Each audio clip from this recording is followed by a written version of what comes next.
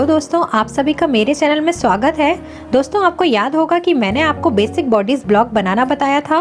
तो यदि आपने अपने नाप के हिसाब से बेसिक बॉडीज़ ब्लॉक बना के रखा है तो आप उसकी मदद से ड्रेस कट कर सकते हैं।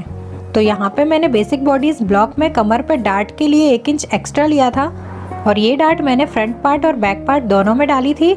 लेकिन यदि आपको डार्ट नहीं डालना है तो उतना मार्जिन आप कम ले सकते हैं या फिर उतना लूजिंग आप दे सकते हैं। तो दोस्तों, यदि आपने अभी तक इस बॉडीज़ ब्लॉक का वीडियो नहीं देखा है तो उसकी लिंक मैंने डिस्क्रिप्शन बॉक्स में दी है, तो आप उस वीडियो को देख सकते हैं या फिर आप चाहें तो उस वीडियो की मदद से डायरेक्ट कपड़े पर भी कटिंग कर सकते हैं। तो आपको जो भी साइज़ की ड्रेस बनानी है उस नाप के अकॉर्डिंग आप इसमें चेंजेस कर सकते हैं। अब मैं यहाँ पे बैक पार्ट का यूज़ करके ड्रेस कटिंग करूँगी। यहाँ पे मैंने 2 मीटर कपड़ा लिया है। ये क्रैप का कपड़ा है, इसमें एक तरफ से शाइनिंग है। ये थोड़ा सा अलग टाइप का कपड़ा है, आप चाहें तो कोई भी फॉल वाला कपड़ा इसमें ले सकते हैं। तो ये 2 मीटर का है और इसका जो अर्ज है वो 44 इंच का है। मैंने इसे एक बार फोल्ड करके रखा है। अब मैं नीचे साइड से 7 इंच चौड़ी पट्टी इसमें से निकाल लूँगी। तो यहाँ पे मैंने ये सेल्वेज साइड से 7 इंच पर निशान लगाया है और फिर इसे थोड़ा सा कैंची से कट करने के बाद इस तरह से फाड़ लेना है, क्योंकि ये कपड़ा थोड़ा सा फिसल रहा है जिससे कि कपड़े की चौड़ाई कम ज़्यादा हो सकती है। इस वजह से मैं इसे फाड़ के कट कर रही हूँ। इस तरह से बिल्कुल कपड़ा सीधा कट होता है। अब ये 2 मीटर की 7 इंच की पट्टी निकालने के बाद इतना कपड़ा बचा है। तो अब मैं इसमें से स्लीव्स के लिए भी कपड़ा अलग कर रही हूँ। तो यहाँ पे मैं ये 2 स्लीव्स निकालूंगी। तो इतना कपड़ा मैंने फोल्ड किया है और ये जो फोल्ड मैंने किया है वो मैंने स्लीव्स की चौड़ाई के अकॉर्डिंग किया है। तो यहाँ पे स्लीव्स की चौड़ाई थोड़ी सी ज़्यादा रखूँगी क्योंकि मैं थोड़ी सी इसमें चुन्नट दे रही हूँ। और नॉर्मल स्लीव्स कैसे बनाई जाती है वो मैं आपको पहले बता चुकी हूँ, उसकी लिंक मैं आपको डिस्क्रिप्शन बॉक्स में दे रही हूँ। तो उस हिसाब से आप नॉर्मल स्लीव्स बना सकते हैं और फिर आप उसकी चौड़ाई के अकॉर्डिंग थोड़ी सी चौड़ाई बढ़ा के कपड़ा फोल्ड कर लें और फिर स्लीव्स के लिए कपड़ा निकाल लें। इसमें मैं 3/4 स्लीव्स के लिए 17 इंच लंबी स्लीव्स कट करूँगी। अब मैंने जहाँ से 7 इंच चौड़ी पट्टी कट की थी, अब मैं वहाँ से वापस से 7 इंच चौड़ी पट्टी कट कर रही हूँ। और पहली वाली पट्टी 2 मीटर की थी और इसमें से मैंने स्लीव्स का कपड़ा हटा दिया है। तो इस पट्टी की जो लंबाई है वो थोड़ी सी कम हो गई है। और अब मैंने दूसरी पट्टी कट कर ली है और ये लगभग 1.5 मीटर की है। पहली वाली पट्टी से मैं नीचे फ्रिल लगाऊंगी और ये जो पट्टी कट की है इससे मैं गले में फ्रिल लगाऊंगी। और अब इसके बाद जो बचा हुआ कपड़ा है इससे मैं ऊपर के पार्ट्स कट करूंगी, जिसमें कि मैं बॉडीज़ ब्लॉक का यूज़ कर रही हूँ। अब यहाँ पे ये जो कपड़ा है इसमें ये प्रिंट जो है उसमें ऊपर की तरफ डायरेक्शन देखकर ही हमें ये पार्ट्स कट करने होंगे।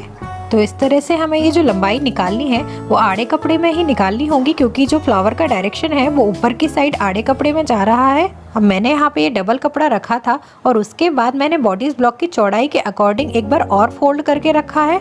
इसमें मैंने 2 इंच की चौड़ाई और बढ़ा दी है क्योंकि हमें नीचे से थोड़ा सा ए लाइन का शेप देना है।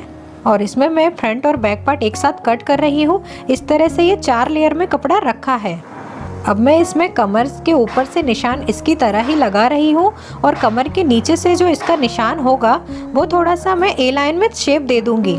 तो कमर से तिरछा करके थोड़ा सा हमें नीचे तक निशान लगाना है, जिससे कि इसकी नीचे की चौड़ाई जो होगी वो 2 इंच की बढ़ जाएगी।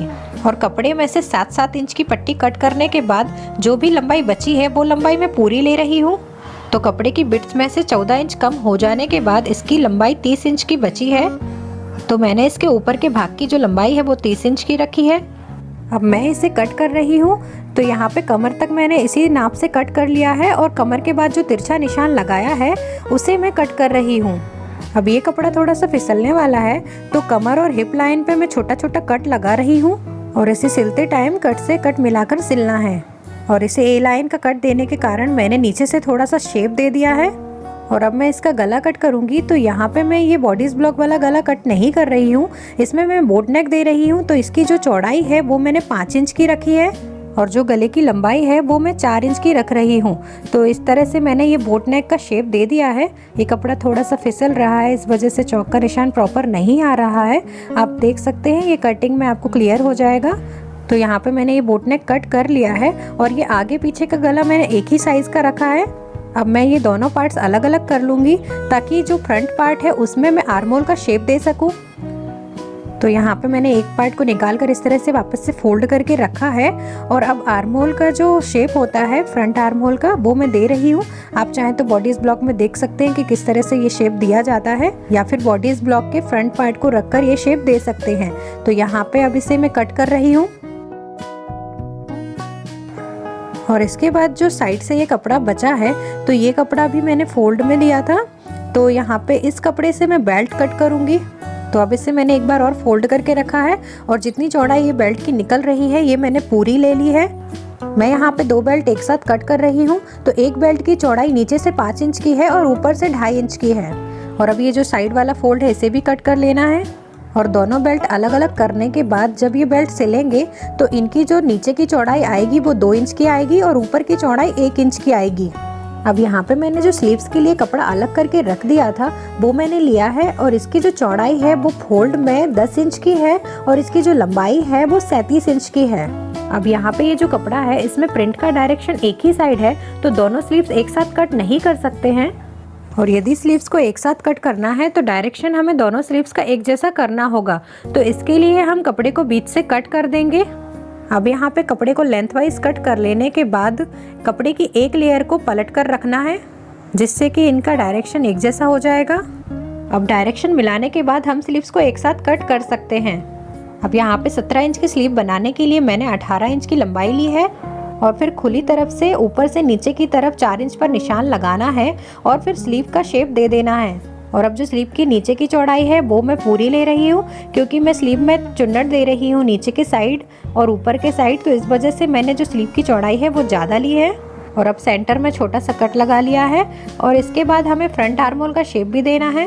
अब यहाँ पे मैंने स्लीव को अलग अलग फोल्ड में रखा है, तो इस तरह से ये जो बीच वाली 2 लेयर है इनमें हमें फ्रंट आर्म होल का शेप देना है। तो अब यहाँ पे इस ड्रेस के सभी पार्ट्स की कटिंग हो गई है और इस ड्रेस की सिलाई मैं आपको इस वीडियो में नहीं बता रही हूँ क्योंकि सिलाई में मैंने बहुत सारे पॉइंट्स क्लियर किए हैं जिससे कि वीडियो बहुत लंबा हो जाएगा। इस वजह से मैं आपको नेक्स्ट वीडियो में इसकी सिलाई बताऊंगी। और इस ड्रेस का जो गला है वो मैं ऑरेप पट्टी से फिनिश करूंगी, तो यहाँ पे मैं ऑरेप पट्टी भी कट कर रही हूँ। और इस ड्रेस का गला मैं ऑरेप पट्टी से फिनिश करूंगी, तो इसके लिए मैं ये बचे हुए कपड़ों से ऑरेप पट्टी काट के रख रही हूँ और इसकी फिनिशिंग मैं आपको नेक्स्ट वीडियो में बताऊंगी। तो मिलते हैं नेक्स्ट वीडियो में, बाय बाय।